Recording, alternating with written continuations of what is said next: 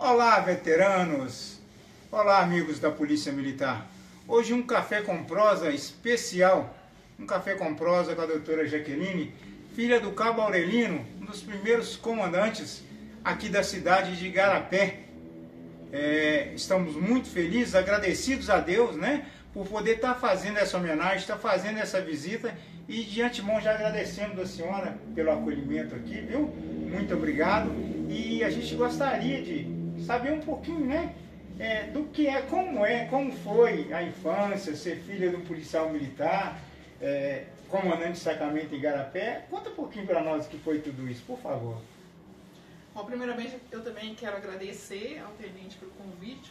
Para mim é uma honra, né, cumprimentar aí o seu público e também do Café com Prosa, né, desse canal. Sim. E agradecer pela visita. Sejam todos bem acolhidos aqui na minha casa. É uma satisfação poder falar de um pai que foi amoroso, um pai que era enérgico, mas por causa dos princípios, né, que ele gostava de passar para a gente.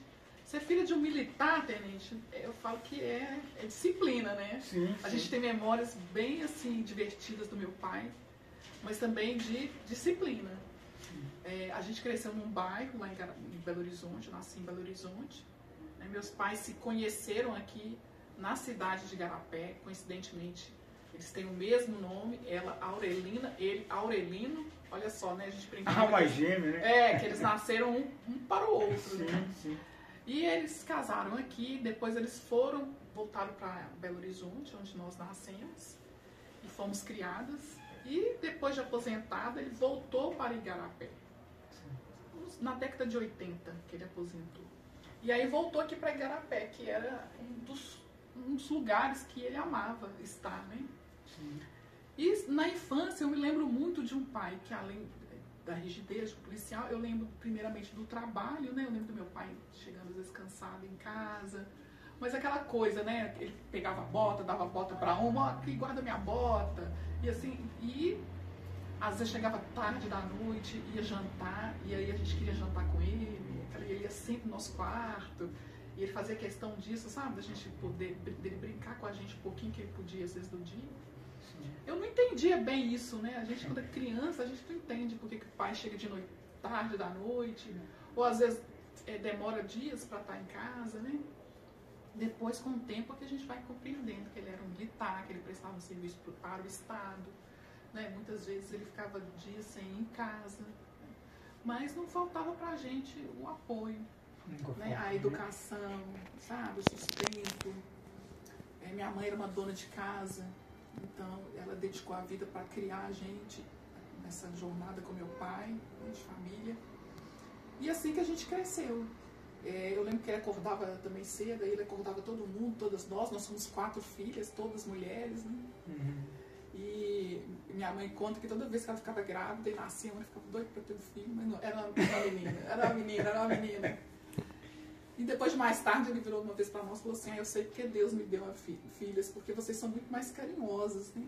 Porque a vida do militar é difícil, né? Sim, não é fácil, né? Sair de casa todos os dias, deixar a família, né? E a gente querendo que ele volte em segurança. Sim, então, quando ele aposentou, de certa forma foi um alívio, mas ele falava: olha, não estou aposentado, eu estou na reserva, se a polícia precisar de mim, eu vou estar à disposição. Ele falava assim, né? E aí a gente entendia isso também.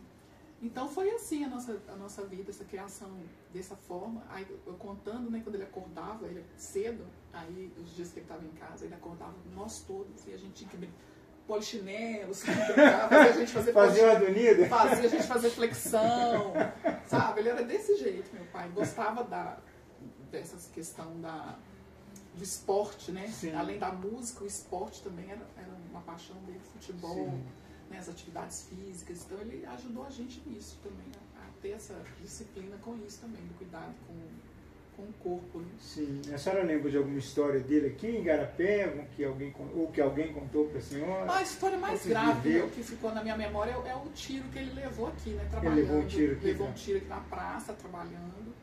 Teve que ser socorrido. Ele até, não sei se é verdade, né? Meu pai era muito contador de história. Ele amava contar histórias, sim, né? Aquelas histórias de fantasmas, de mula sem cabeça. Amava, porque a gente vinha aqui para a roça, porque ele também tem casa lá no lote no Rancho Três Lagoas. Hoje o Rancho Três Lagoas aqui em Igarapé é um bairro, né? Mas na época que a gente foi pra lá, era uma roça, não tinha luz, não tinha nada. Então a gente ia dormir, essa era na fase dos... Quando ele aposentou, tinha uns 10 anos, né? Já estava com uns 13 anos, assim.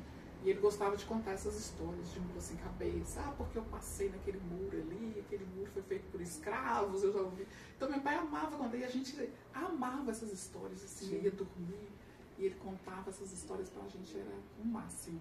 Mas a história que ficou na memória foi desse tiro que ele levou, né, que eu lembro que à noite, eu lembro de uma agitação lá em casa, minha mãe não contou pra gente, ela só falou que ele tinha levado um tiro e aí, nessa confusão toda, ele foi socorrido, né? Os amigos socorreram, prestaram apoio. Eu não sei falar que ano que foi, viu? Sim, sim. Né? Mas eu sei que foi um momento... Foi uma ocorrência policial. Foi uma ocorrência policial. Ele estava perseguindo, se eu não me engano, alguém que assaltou algum lugar, sabe? Aqui na cidade. Sim, sim. Então, essa pessoa estava armada e aí meu pai recebeu um tiro. Sim, sim. A gente sabe de muita história dos colegas, né? Sim, sim. Mas parece que ele tinha um estreitamento de laço com a comunidade, né? Porque ele era músico, não é isso? Muito. Tanto que depois que ele aposentou, ele voltou aqui para Igarapé e foi fazer parte da banda da cidade. A banda de Igarapé, a banda municipal. Né? E ele pertenceu a essa banda até falecer. Ele tocava aquele trombone, né? E aí nos momentos festivos, né? A banda também viajava muito. E teve até um acidente com a banda aqui uma vez, né? Infelizmente, uma fatalidade.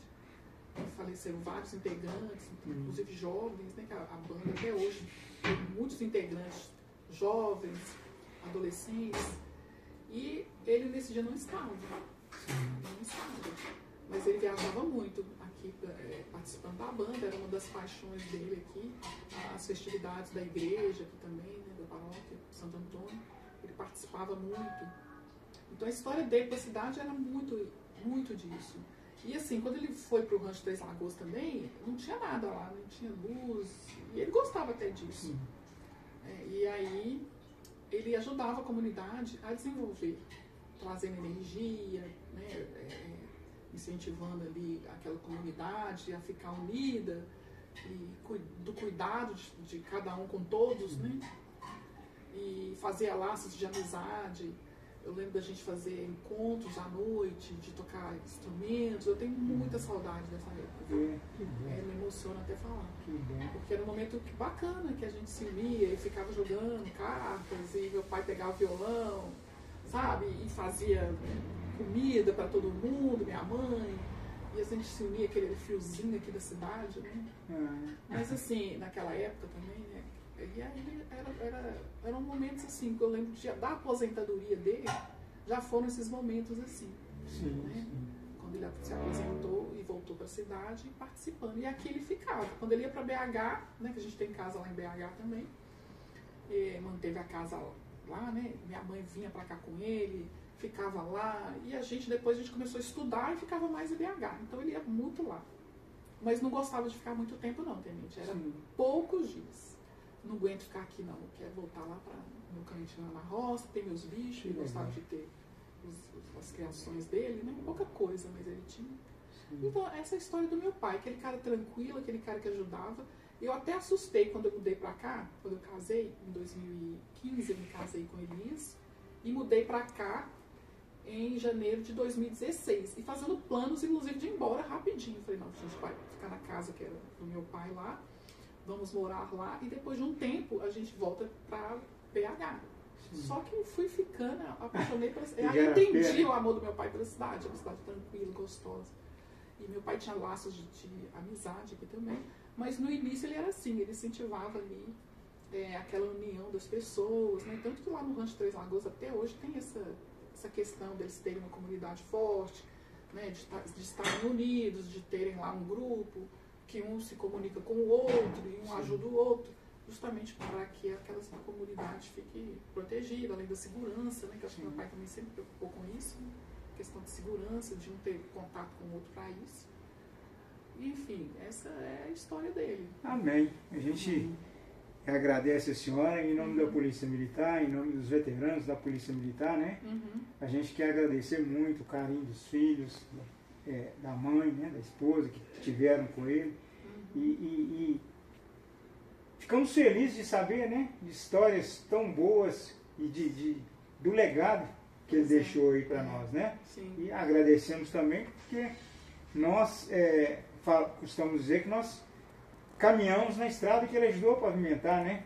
Ele ajudou a pavimentar. E às vezes até construir, literalmente, né? Sim. Literalmente, porque a polícia fazia. Aqui, né? Ele falava que tudo que pedia para fazer. A polícia fazia as estradas, né? Ajudava a abrir estradas. Ajudava a abrir estradas, né?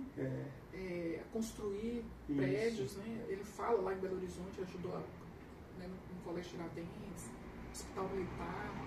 Meu pai veio para Belo Horizonte quando Belo Horizonte estava, meu pai dos anos 30, né? Ele nasceu em 1932. Ele veio para cá com 17 para 18 anos. Então a cidade estava em pleno desenvolvimento, a região metropolitana. Sim, sim. Então a polícia ajudava muito nisso. E é até bom as pessoas saberem que hoje a polícia cuida da segurança, mas que no início eles ajudaram a construir a cidade. Sim. E a capital e tudo em volta, né, da capital. Sim. Então quando ele veio para cá para descansar, ele não perdeu o hábito desse laço de ter sensibilidade de ajudar a comunidade. Continuar ajudando a comunidade, né? Com a comunidade. E eu estava até contando, quando eu vim para cá, né, morar aqui, vira e mexe, eu nem sabia, casos que as pessoas param aqui na porta e pedem para me chamar, porque, se você é filho da Aurelina, eu tenho que te contar, meu pai... são casos, por exemplo, eles contam de um rapaz que dava muito trabalho aqui na cidade, roubava, né? E aí meu pai conversou com esse rapaz uma vez e falou, olha, isso aqui é uma oportunidade. Meu pai tem um primo que trabalhava na antiga BASF, hoje acho que nem existe mais a BASF, produzia fitas, cassetes, lá em São Paulo. Falou, eu arrumo um emprego para você lá. E aí esse rapaz topou e foi para São Paulo.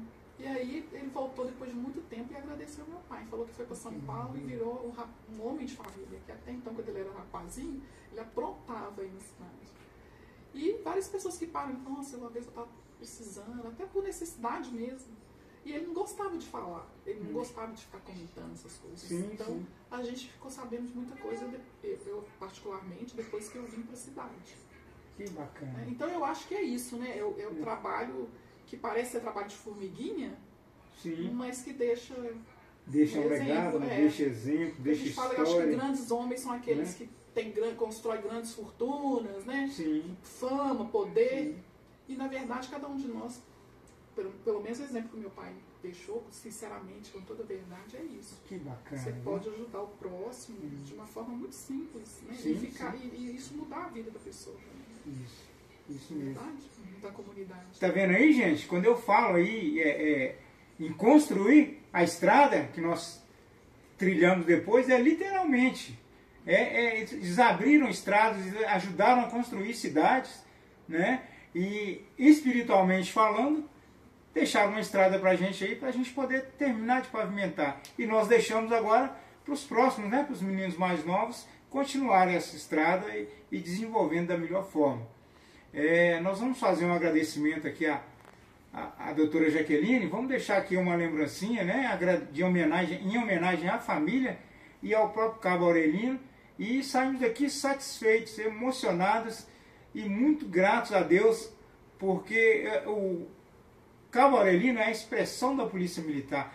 A história dele é a história de muitos de nós, né? Mas só que nós já pegamos isso e já fizemos com mais tecnologia, com mais recursos, e eles não tiveram o recurso que nós tivemos, né? Foi tudo assim, no coração mesmo, na vontade deles, para construir o que a gente vê aí hoje. Então a gente sai daqui muito satisfeito, muito emocionado e muito agradecido a Deus por isso, tá bom? Então nós passamos a mão da senhora, essa simples homenagem aqui, sabe? Que é de coração mesmo, é coisa simples, mas é de coração, para marcar esse momento e para marcar a história da família, e em agradecimento a toda a família pelo cuidado, pelo carinho, em especial por ele, pelo cuidado que ele tinha por essa cidade aqui, viu? Sim. Que Deus abençoe. E, bom, se a senhora quiser falar alguma coisa pessoal, claro, em nome da minha família eu agradeço, viu, Tenente? É sempre bom conversar com vocês aqui, porque A gente fica sabendo das histórias dele de Igarapé com as pessoas que conhecem as histórias dele aqui. Né? Sim, sim. Então, e só a história é boa, né? Então é uma honra poder receber essa homenagem, né? De um homem que sempre preocupou com a educação. Eu lembro quando eu fui fazer direito, Sim. Ele me deu o código penal que ele estudava, porque a polícia militar sim, sim. E já velho, assim, já desfalecendo, você falou, é só uma homenagem pelo caminho que você vai trilhar agora. Que eu fico honrado que você vai fazer o curso de direito. Graças a Deus ele teve tempo de me ver formado. Sim. Com o pai eu acho que é isso, né? Nossa, ver que o demais, filho tá bem. Tá caminhando bem. Não é falando isso para me agradecer, não, mas pelo contrário, é para honrar ele que veio antes. Sim. Viu? Então, muito obrigada pela sua eu vou deixar com a senhora também uma lembrancinha, aí vou deixar para os outros filhos também, né? Para marcar o tempo aí, um reloginho da família policial militar, né? Olha, gente, que honra. Agradecendo a vocês e falando que vocês também são militares. Para nós, vocês muito também obrigada. são militares. Viu? Nossos familiares são 4, né? São 3. São 3, né? Deixa eu pegar um outro aqui. E a gente agradece mesmo de coração, viu? É coisa simples, como eu falei, mas é de coração. Nossa, e de coração eu agradeço, viu? Então, vou convidar vocês para o cafezinho, porque esse café com prosa tem que ver o cafezinho. Deixa eu dar um abraço na senhora. Obrigada, viu, eu que agradeço. Nossa, uma satisfação conhecer o senhor, viu? Amém, amém. Um prazer conhecer o senhor. Prazer todo nosso, tá? O sargento Rio que está ali filmando. O Rio que está atrás das câmeras ali, né? Daqui a pouco nós vamos fazer umas fotos, né, Rio? Isso, muito obrigada. Mas tá beleza, Rio. Vamos. Obrigado, viu? Nada. Dia 12/6/2025, café com prosa, na casa da doutora Jaqueline, filha do Cabo Aurelino, primeiro comandante de policiamento da Igarapé. Estão servidas? Bora lá!